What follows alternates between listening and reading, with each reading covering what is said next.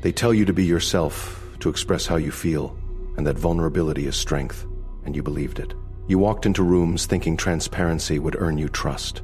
You spoke your thoughts freely, thinking it made you authentic. And every time you did, someone else got stronger. Not because they were smarter, but because you made yourself readable, and they did not. This is the asymmetry of control. The less they know about what drives you, the more space you control. The more predictable you are, the more visible your emotions, intentions, and thoughts. The easier it is to box you in, provoke you, and ultimately, erase your advantage. The modern man is addicted to being understood. He mistakes visibility for connection. But understand this, in every social environment, you are either the one reading or the one being read. You are either the cipher or the open book being scanned for leverage. Being unreadable terrifies other men because it denies them a weapon they've used their whole lives. Certainty. When a man can't tell what you're feeling, what motivates you, or what will break you, he has no map, no grip, no frame. He cannot bait you, cannot trap you, cannot diminish you.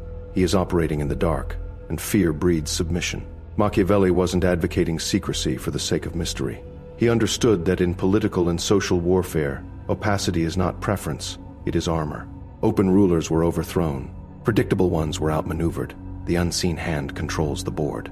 But here's the cost. True unreadability requires isolation, restraint, and the murder of performative identity. You don't get applause, you get distance. And that distance grants you the cold luxury of control. Keep watching, because the most dangerous skill you were never taught is the one that makes you untouchable. They need to know your type to control you. Most men think that having a personality makes them strong. They want to be seen as bold, kind, driven, or honest. They broadcast their identity so others will recognize it and mirror it back. They call this authenticity. But in reality, it's submission, a volunteer sheet handed over to the opposition. When you label yourself, you wrap your own weapon in warning tape. You give the room a manual on how to interrupt your rhythm, exploit your desires, or trigger your insecurities. The more articulate you become about who you are, the easier it is to predict what you will never do. That predictability locks you inside the frame they've built for you. And once you're framed, you're controlled. This is the quiet battlefield of influence. People don't need to destroy you to beat you. They only need you known. Once they know what motivates you, what offends you, what you desperately want or fear, they have coordinates. You become locatable, stable, a fixed point in their mental map. You're no longer a sovereign variable. You're a category. Unreadability disrupts this entirely. When they can't type you, name you, or predict your emotional outputs, they can't build anything around you. And without a psychological foothold, their influence splinters. They're forced to guess, to hesitate. Every move they make toward you becomes a risk. Machiavelli called this the preservation of appearance. He warned rulers never to reveal their true aims or inner principles, not because deception was noble, but because visibility breeds vulnerability. He understood the asymmetrical advantage of remaining unreadable in a landscape filled with emotionally legible fools.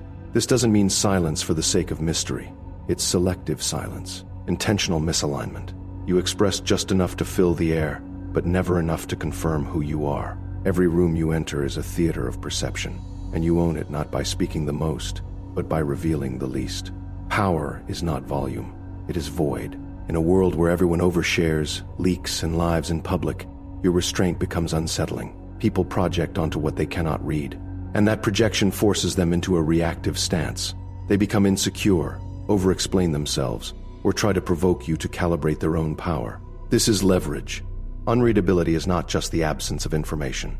It's the presence of an uncollapsed frame, a cloud of unknowns that creates strategic discomfort in your observers. This discomfort becomes a shield. People miscalculate. Allies reveal their true loyalty too quickly.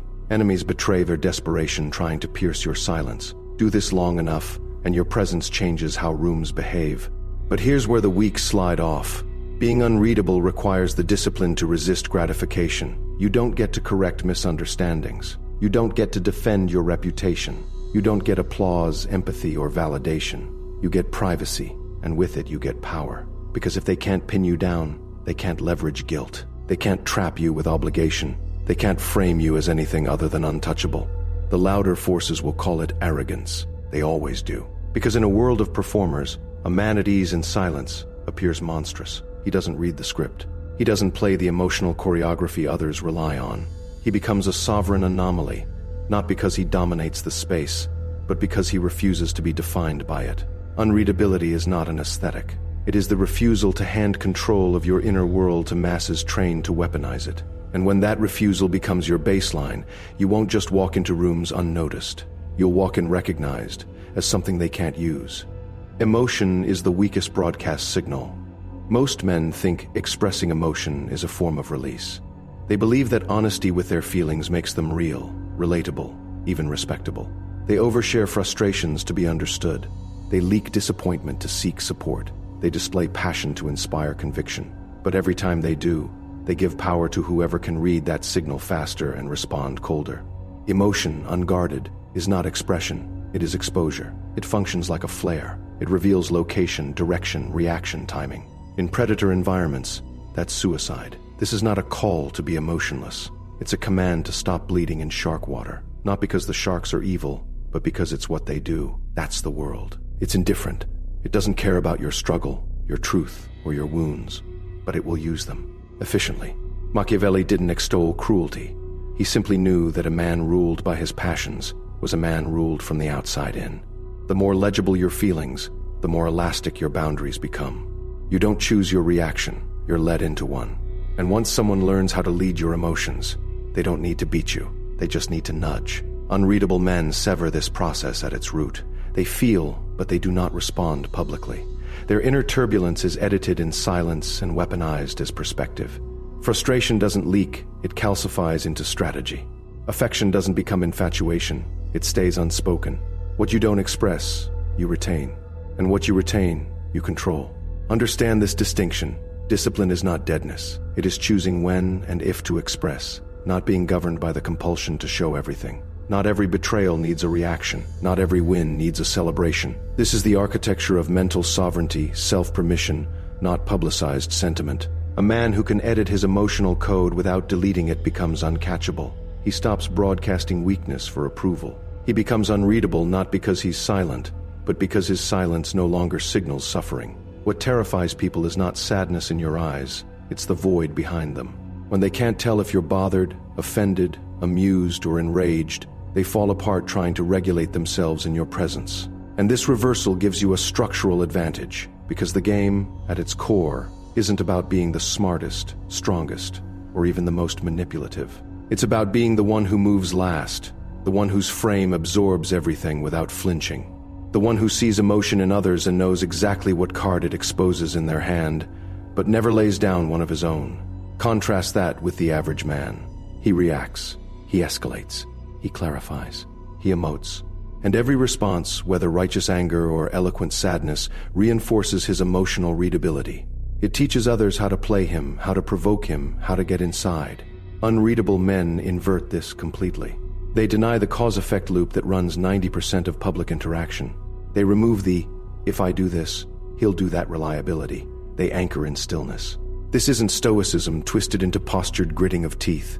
This is deeper. It's strategic invisibility, the refusal to inspire prediction. And in rooms where men compete for dominance through ego displays, this restraint radiates higher gravity.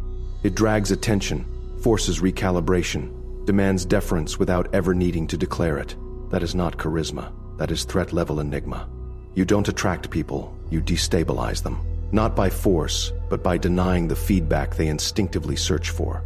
Because once they stop being sure of who you are emotionally, they stop being sure of what they're allowed to be around you. And in that pause, that social hesitation, you take the seat of command, not by speaking, not by acting, but by never leaking signals that let anyone else write you. Predictability makes you prey. Most men aren't threatened by being outmatched, they're threatened by being misread. They need to be seen accurately, or they unravel.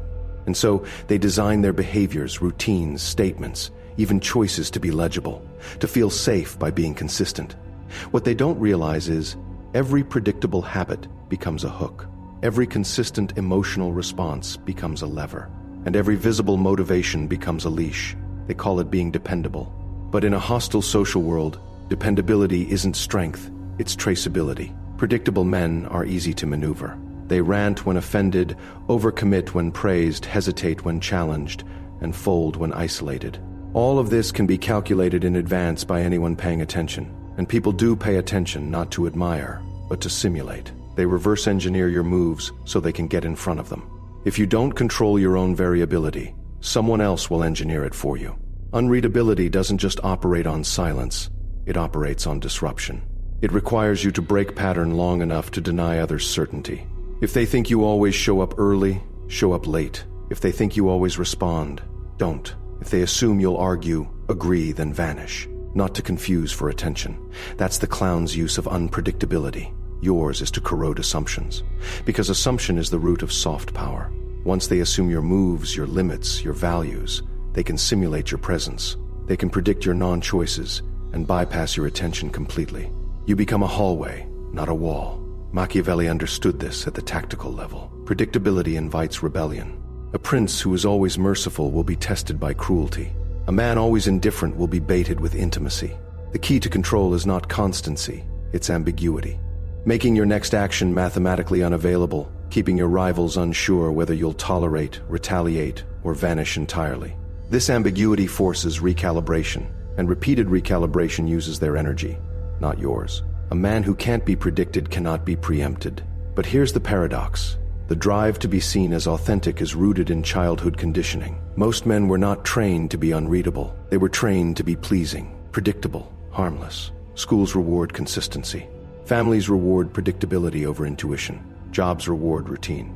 And so the average male identity becomes a performance for comfort, not a strategy for sovereignty. This is why unpredictable men are perceived as dangerous, even when they say little or do nothing overt.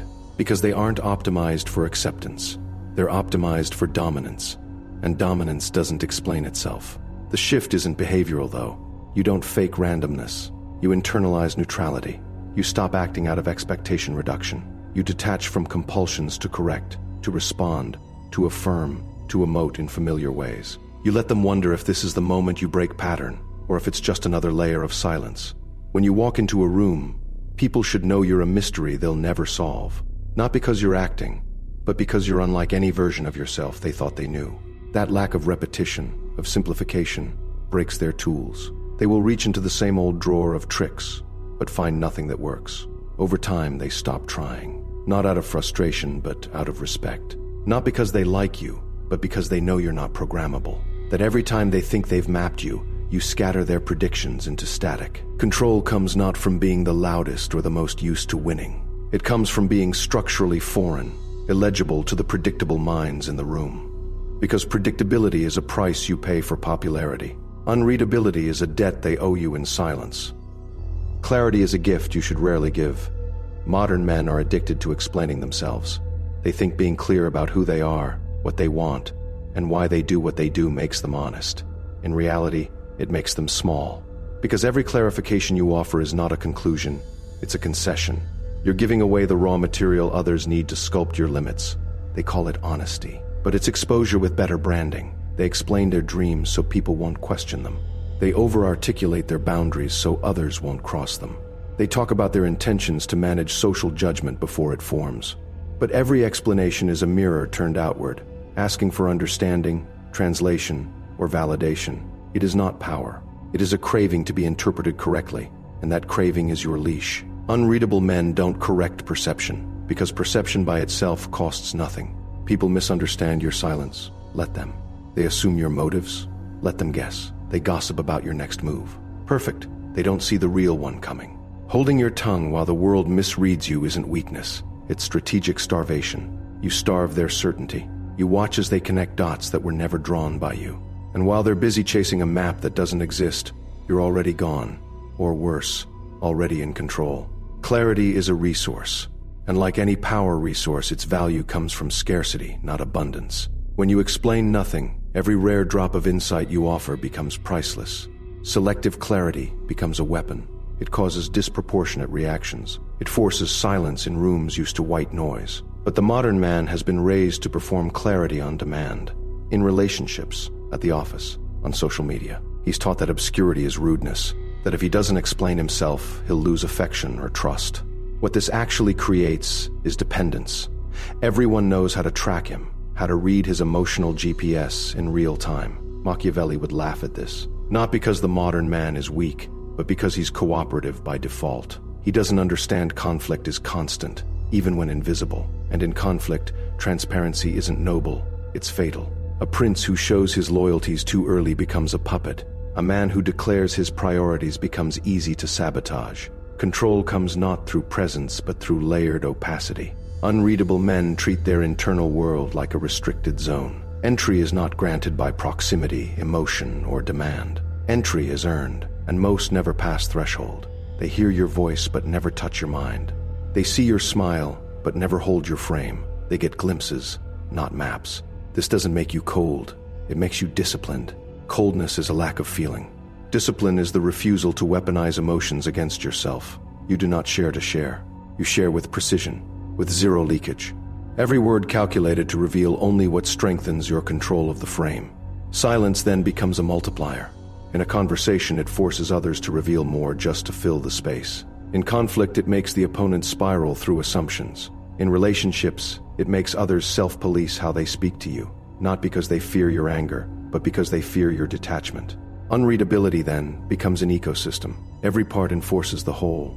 Your body language, your tone, your rhythm of presence, all diffract attempts at simplification. You become too complex to collapse into a single definition, too precise to decode through gossip, too unknown to betray. And through that absence of clarity, you command something louder than approval, consequence. Because everyone wants to be heard, but very few learn how to disappear in plain sight. When you build the muscle to withhold clarity, to let others writhe in their own projections, you stop being a participant in their stories. You become their unsolvable riddle, and they never forget it. Silence is the highest form of threat. Most men use words as shields, noise to fill the air, to manage perception, to reassure others that they're harmless. They think quiet is awkward. That speaking means value, means contribution, means relevance. But in environments where power is real and stakes are high, the loudest voice is rarely the one in control. It's the quiet observer, the unreadable man sitting still, who disturbs the room the most. Because silence, when used correctly, is not passive, it is loaded. It demands interpretation. It forces others to project. And projection, once initiated, reveals more about them than speech ever will. Your silence becomes a mirror, not to make them comfortable, but to expose what they're hiding from themselves. Why is this threatening? Because humans are addicted to feedback. They rely on little nods, responses, eye contact, verbal cues, emotional reciprocation, not out of politeness, but to stabilize their own sense of power. Break that feedback loop, and their frame begins to fracture. The longer the silence holds, the more unstable their internal compass becomes. Unreadable men weaponize this. They don't just withhold opinions, they disrupt the tempo of interaction. They speak only when the timing serves their advantage. Every silence becomes a tactical pause, not indecision. Every non-response creates tension, not confusion. They are purposefully absent at key junctures, creating the impression that they are processing more than they reveal. Machiavelli viewed silence not as avoidance but as posturing, the art of setting the stage before committing to language. A prince who replies too quickly reveals his leverage points. A man who fills space with noise makes himself a predictable part of the room's rhythm. But a sovereign man lets others unravel into their own expectations. This disturbs the average mind. People can't exploit what doesn't respond. They can't manipulate a face that doesn't shift. They can't dominate a frame that seems immune to emotional escalation. In silence, unreadable men become myth, their motives speculated upon, but never confirmed. Here's what weak men never do. They never let silence do the work. They panic. They speak to fill gaps. They rush to resolve tension. They think if they don't say something, they'll be labeled wrong, rude, or irrelevant. And that compulsion is what makes them edible. Power is not in what you say, it's in what they beg you to say. Unreadable men will wait 3 seconds longer than anyone else in the room. Not by chance, by choice. In negotiations, it rattles the opponent. In conflict, it creates intimidation without escalation. In intimacy, it forces others to confront their own hunger for validation. The unreadable operate with calm asymmetry, never racing, never rushing, never revealing more than intended. When you master silence, you don't disappear, you become inevitable. And ironically, they talk more just to earn your reaction. They overshare to feel your presence. They interpret your pauses as tests, riddles, challenges. Their own insecurity turns your stillness into power. You didn't have to manipulate. You just refused to perform noise. It's not about appearing mysterious. It's about becoming the interpreter. while remaining uninterpreted. You can't bait a man who doesn't speak back. You can't corner someone whose reactions are unreadable. You can't win a game against a player who never reveals the rules he's playing by. Silence, then, becomes your dominion. Not the absence of words, but the denial of access. Not the lack of opinion, but the refusal to volunteer. Every withheld sentence becomes a weapon left sheathed, and still more threatening than any sword you could ever draw. Because in a room full of voices trying to command attention, the only man truly heard is the one who doesn't need to speak at all. They can't punish what they can't predict. Control isn't about winning arguments. It's about never needing to play by rules that expose you to retaliation. In social hierarchies, people aren't punished for being wrong. They're punished for being visible. Once the group sees your pattern, your loyalty, your flashpoints, they can anticipate your disobedience before it happens. That's how they corner you. Not by brute force, but by collective preemption. You think being respected protects you. It doesn't. Respect is tactical tolerance. They spare you because they still understand you. Once you become unreadable, there's nothing left to sanction. You can't be punished for breaking rules you never acknowledged in the first place. This terrifies people, because most systems of control, school, family, relationships, corporate ladders, function by emotional pattern recognition. They can only work fear, guilt, expectation, or shame into the cracks of a predictable identity. They need to know what you're invested in. They need to anticipate your reactions. Only then can they position consequences in front of you like minefields, ensuring your compliance. And you've complied, not because you're weak, but because you're visible. The moment you dislocate from expected reactions, the mechanism fails. They threaten silence, and you don't flinch. They withhold approval, and you don't ask. They provoke you and receive nothing. Now they're exposed, not you. Unreadable men become strategically untouchable, not invincible, untouchable, because the world can only punish with accuracy what it can measure. And most interrogation tools interrogate emotion, fear of offense, fear of exile, fear of not being seen. If you're immune to those levers, the room recalibrates to you. This is where most men hesitate. They're fine with a little mystery, a little restraint, but they still need the world to get them. They still want to be understood, liked, respected, vindicated. That need is the system's grip, just tight enough to steer you. That's all it takes. Machiavelli didn't argue for rejection of every norm. He simply saw that a prince must become unjudgeable to remain in power. Approval is not control, it's addiction. And once you're addicted to interpretation, to being seen correctly, you lose your edge. Because every opinion about you becomes a vote that you involuntarily campaign for. The unreadable man doesn't campaign. He doesn't pre-clarify his motives. He doesn't make himself legible to avoid being mischaracterized. He understands the paradox. Every public defense fractures your private sovereignty, so he doesn't explain. He disappears from the mental maps others navigate by. His silence makes their rituals irrelevant. His indifference collapses the structure that relied on predictable compliance. He removes the entire stage, so there's nothing left to perform on. No directions, no script, no cues. And that's when fear creeps in. Not fear of violence, fear of obscurity. Fear of interacting with someone who doesn't run on the same software. Because once you become unreadable, you become unpunishable, unlocatable on familiar terms. They will call it arrogance. They will call it antisocial. But what they're really saying is, you're outside their range now, and that distance, when held consistently, becomes power. But power demands something. You forfeit sympathy. You forfeit the applause that comes with being one of us. You forfeit belonging, predictability, and comfort. Why? Because there's no comfort at the top of the watchtower. No warmth in being the unknown constant in the room. Just clarity from above, and that's the cost. You aren't feared because you harm people. You're feared because no one knows how to move when you don't play your part. In that hesitation, in that confusion, in that fracture, is your leverage. You don't need to fight for dominance. You just need to be the one they can't categorize. Openness is a transaction you often lose. The world teaches openness as a virtue. Express your truth. Speak freely. Be emotionally available. The message is clear. Share yourself to be real. Share more to be trusted. But here's what they don't say. Every act of openness is also a transaction. And most of the time, you're trading power for nothing. People think sharing builds bonds. What it actually builds is leverage for them, not for you. The more you reveal, the more they record. Casual disclosures, emotional reflections, personal anecdotes, harmless in appearance, but every piece is a puzzle fragment. And predators don't need full maps, just enough coordinates to strike with precision. It doesn't matter if your openness is authentic or harmless. The effect is the same. You reduce your strategic ambiguity. You hard code limits into other people's perception of you. And once those boundaries are set, they no longer deal with you.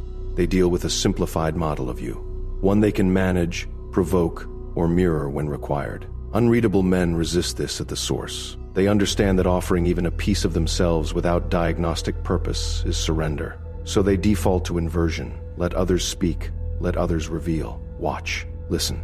Echo just enough to maintain engagement, but never enough to be decrypted. Because once you allow someone inside your frame, you've given them architectural knowledge. And with that knowledge, they can collapse it. Machiavelli valued appearance over honesty not because he endorsed deception, but because he understood public life is chess, not confession. Reveal only what affects the board. Everything else lives in the vault. But modern men are trained to offer themselves cheaply. Validation is the drug. They speak about their traumas to earn intimacy. They share their insecurities to signal depth. They over-disclose under the illusion of strength. It's not strength. It's desperation marketed as transparency. Unreadability is the antidote. You don't need to be cold. You need to be distinctly private. That means withholding your inner calculus. Not just facts, but frame, your motivations, your regrets, your belief shifts, your loyalties, all of it. Once someone knows what pains you, what inspires you, what defines you, they gain directional control over your behavior. Even subtly, even through mimicry. This doesn't mean never speak. It means recognize what every sentence costs. Think in moves, speak in misdirection. Interact like your words are currency and the room is filled with foreign bankers, none of whom are giving you market rates. If it sounds transactional, it's because it is. Unreadable men engineer their presence in layers. Outer behavior holds no key to inner meaning. When they speak, it's measured. When they're silent, it's deliberate. They don't fill space with vulnerability hoping to be seen. Their leverage comes from what remains untouched, because that unreachability is where authority is born. Here's what weaker minds can't handle, that you don't need to reciprocate their openness. You don't owe symmetry. The transactional contract they're used to requires equal exposure. You break it by absorbing their truths without returning any of yours. And in that imbalance, you become dominant without being aggressive. They may feel close to you, but they don't hold you. They may talk endlessly at you, but they never locate you. You become part therapist, part mirror, part fiction, all control. Because once you realize that openness is not virtue, but currency, you stop spending it like air. The unreadable man doesn't trade power to prove he's real. He stays hidden in plain sight and still moves the frame. Restraint is the engine of absolute control. In the age of hyperreaction, where outrage is currency and immediacy is equated with strength, restraint is misread as indecision. That's how the weak expose themselves. They believe to wait is to lose, so they show their cards, strike too fast, confess too much, and bleed leverage before the game even begins. Unreadable men are governed by a different code: delay, observe, withhold, not out of hesitation, but out of structure. True restraint is not suppression, it's strategy, a mechanism that preserves your force until it bends reality in your favor. Most men waste their influence on premature expression. The unreadable man makes a habit of not responding, not because he's above it, but because he knows reaction is entrapment and impulse is servitude. Every time you react quickly, you surrender strategic position. You give others the frame of initiative. You move on their timing. You argue on their topic. You clarify under their pressure. This isn't communication, it's loss disguised as interaction. Restraint reclaims that ground. It recenters the frame on you. They act wildly, emotionally, with urgency. You do nothing. You say nothing. And that stillness on your part becomes a psychological freeze. Now they're waiting, watching, unsure. You've extracted control without raising your voice. This is Machiavelli's shadow method. Delay with purpose. Let chaos cycle. Let others burn through energy while you fortify your position. Resist the human urge to correct immediate threats, and you often find those threats collapse on their own weight without you ever firing a single shot. But this level of control demands internal authority. You must be able to decouple reaction from impulse. You must be able to watch your ego scream for retribution and still remain inert.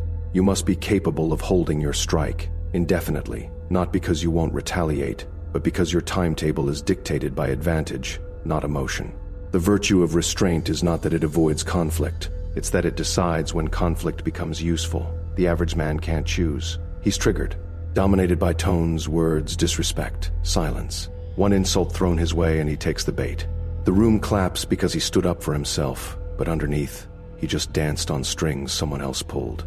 Unreadable men don't defend themselves because they've already calculated that defense creates equals, and they have no interest in negotiating status. This is the deeper layer.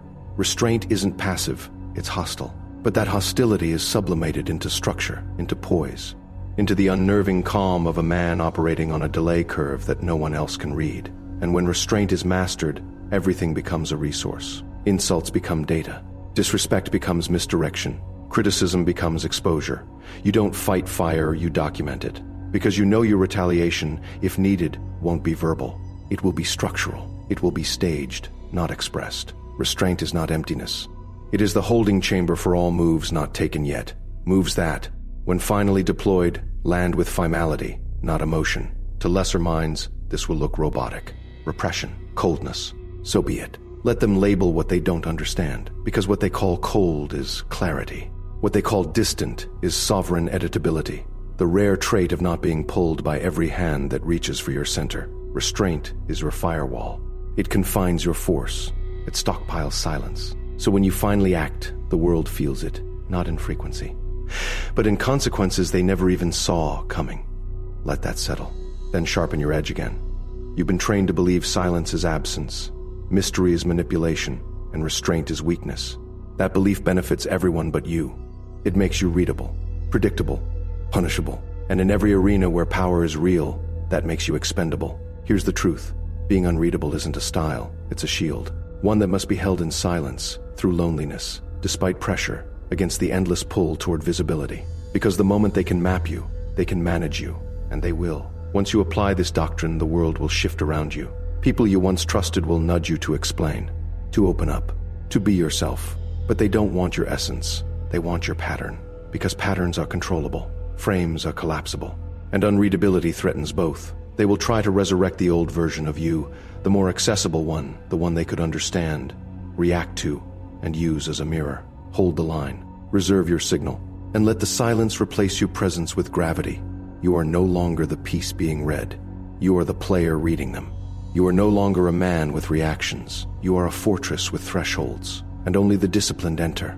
Because the moment they can't tell whether you're watching, calculating, or deciding, they obey the possibility of all three. From now on, you are the unseen edge in a cord of glass snakes. Your privacy is your perimeter. Your stillness is your pressure. Your variability is your throne. This is not mere strategy. This is identity. And identity, once shielded, becomes a sovereign territory. But the next test is harder. Can you hold the mask when it's beneficial not to? Can you preserve unreadability when you want to be understood? Because that's the final fracture they will exploit, the enemy within. Subscribe because silence is no longer enough. You need doctrine, precision, brotherhood, for ghosts who walk unseen.